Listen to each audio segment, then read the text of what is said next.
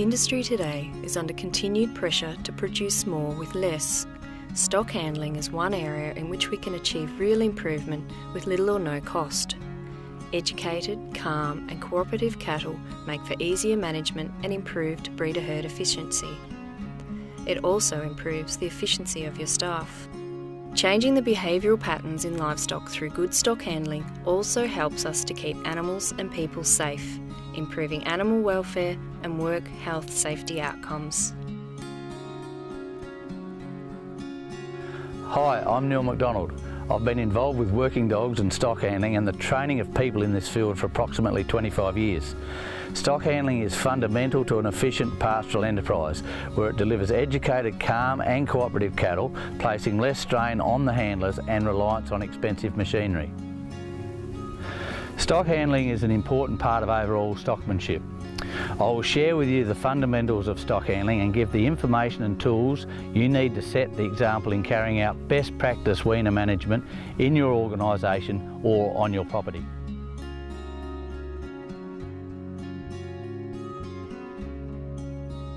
There are a few things that are important to know about cattle behaviour first in order to be a good stock handler. Cattle like to move in the direction they are facing. Cattle like to follow other cattle. Cattle like to be around other cattle mostly. If you put constant pressure on cattle without relief, they come back into, onto, over, under, round and through the pressure, which is you. Don't pressure cattle from behind where they can't see you. Cattle like to see what is pressuring them. They have natural leaders and followers, and cattle like to travel at a speed that is comfortable to them.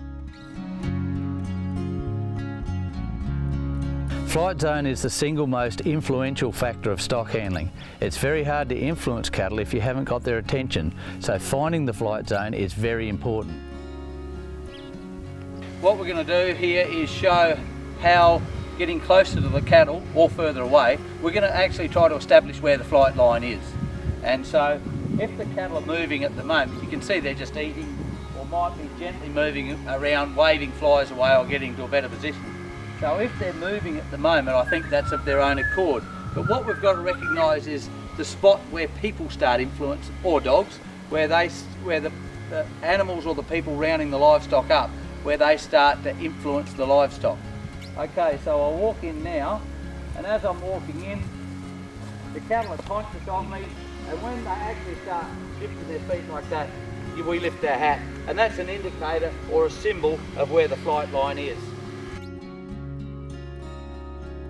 Here you can see the flight zone is not reached and you'll never influence the cattle to move. Unfortunately, some people aren't aware of the flight zone and can overstep it. This applies too much pressure and causes the cattle to rattle. Correct flight zone is indicated here by the lifting of the hat, where you can see a clear shift in the cattle.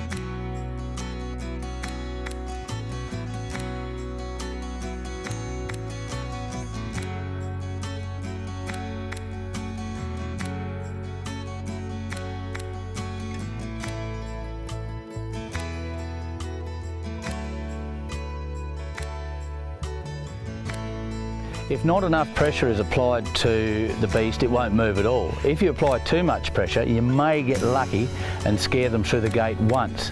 But more often than not, they learn to spill back past and around you, and they learn to get smart and not yard up.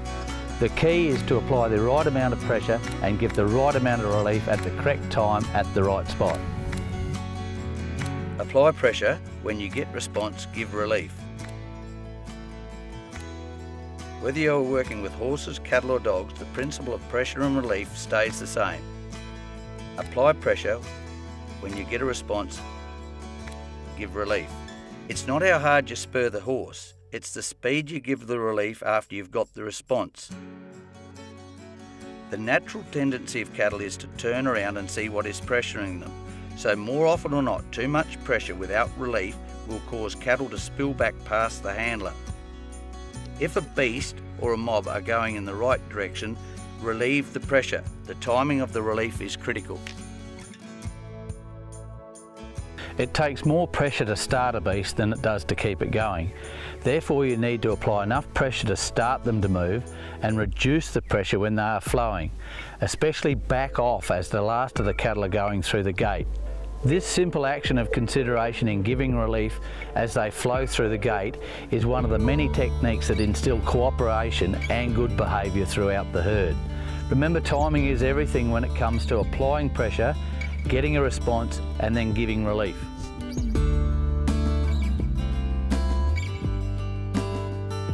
In order to influence cattle to start, stop and travel well, you must exert pressure or relief on the animal. However, this must be done in the right spot. The V point is when you are standing on the end of the V. When you are on the V point and outside the flight zone, you are in a position that neither influences them to move forward or back. The V point is there on a single beast, and the V point is also there on a mob. If there is multiple people working on a large mob, then there are multiple V points. Here there are 3 people, all with a V point each. If pressure is exerted too far from the front of the V point, the animal will stop. This is known as the retard section. If too much pressure is exerted far enough in front of the V point, the animal will turn around. If too much pressure is applied way behind the V point, that is, at the back of the beast will turn around to see what is pressuring it. If moving with the V point, you are drifting with the beast of the mob. Often you will hear this referred to as the drift section or the travelling V point. Being on the V point is a bit like playing tennis at centre court. Sometimes things go well working cattle, sometimes things don't. Understanding that there is a mob structure and how to use it will directly impact on your degree of success.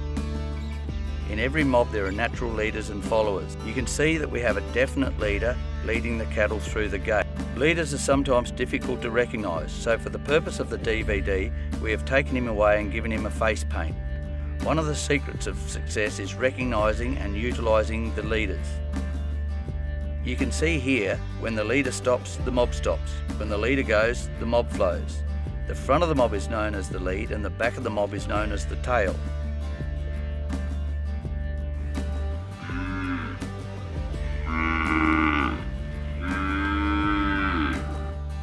Body language, demeanour and intent is something that people haven't paid much attention to, but cattle are acutely aware of.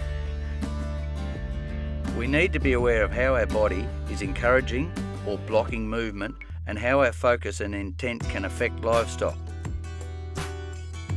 These are some of the common principles that you should know about and practice when handling livestock. Straight lines and angles is a thought shifter from the traditional horseshoe-shaped pattern most people work.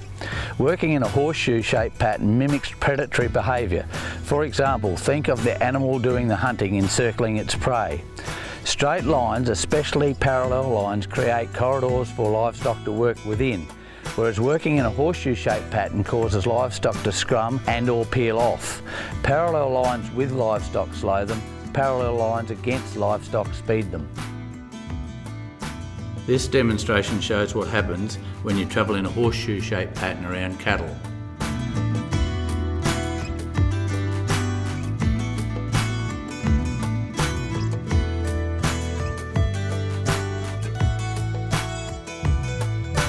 This demonstration shows what happens when you use straight lines and angles.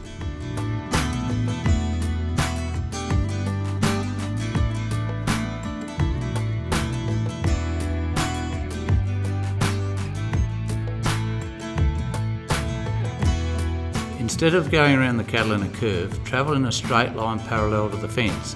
As you turn in, that starts the first and second fifth of the mob. Reverse along your line, which makes the third fifth travel forward. Make out to cut the fourth fifth off, that hurries him up. Step aside and that gives an invitation for the last beast to come past.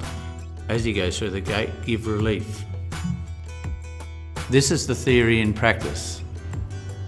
Travel parallel to the fence towards the livestock. This starts the cattle travelling in the desired direction. Turn and come on a new parallel line closer to the cattle. Keep coming forward. do a little reverse back which has some cattle come past you, keep coming forward, then make out to cut some off. As the tail of the mob is going through the gate, back away to give relief.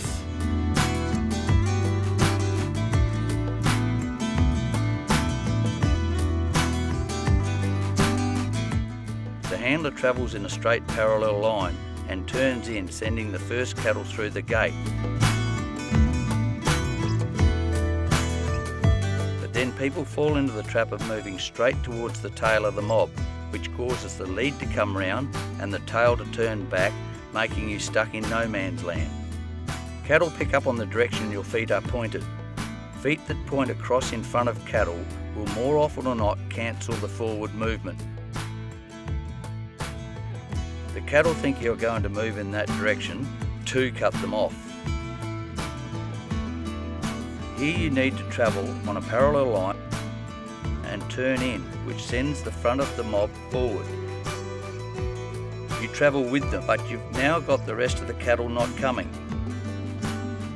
Reverse back and make out to cut the cattle off, but in actual fact you are too far forward.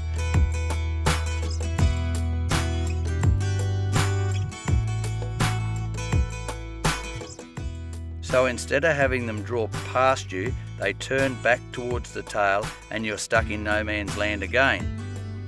Let's go over the techniques again that will give you success. Instead of going around the cattle in a curve, travel in a straight line parallel to the fence. As you turn in, that starts the first and second fifth of the mob. Reverse along the line, which makes your third fifth travel forward. Out to cut the fourth fifth off.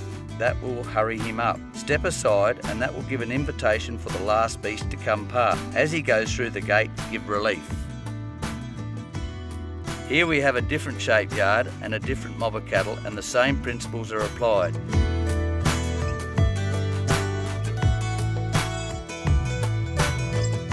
And surely you would enjoy making these moves and getting results like you see here.